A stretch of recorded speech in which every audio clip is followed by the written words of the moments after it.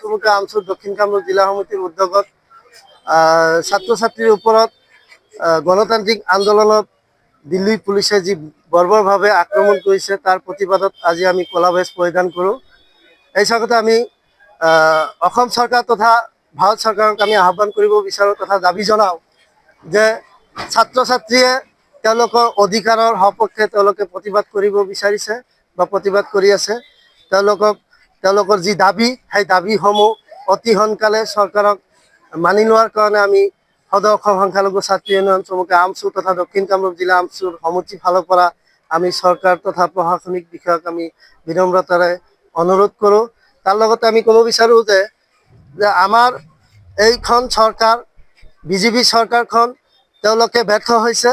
তেওঁলোকে ছাত্ৰ ছাত্ৰীক নিৰাপত্তা দিব পৰা নাই। ছাত্ৰৰ ভৱিষ্যতক লৈ তেওঁলোকে হেতালি খেলা খেলি আছে। আজি যিসকল ছাত্ৰ ছাত্ৰীৰ লগত অন্যায় অত্যাচাৰ কৰিছে সেই ছাত্ৰ ছাত্ৰীৰ ভৱিষ্যতৰ দায়ী এইখন চৰকাৰেই হ'ব, সেয়া স্পষ্ট। আমি অসম চৰকাৰ তথা বিজেপি চৰকাৰক আমি আহ্বান কৰোঁ এই ছাত্ৰ ছাত্ৰীসমূহৰ এই ছাত্ৰ আন্দোলনৰ দাবীসমূহ আপোনালোকে অতি সোনকালে মানি লওক, অন্যথাই সদৌ অসম সংখ্যালঘু ছাত্ৰী ইউনিয়ন চমুকৈ আমচু হাত সাৱটি বহি নাথাকে।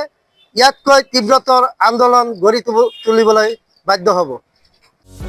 যিকোনো খবৰৰ বাবে যোগাযোগ কৰক আমাৰ এই নম্বৰত 9181 307 2221।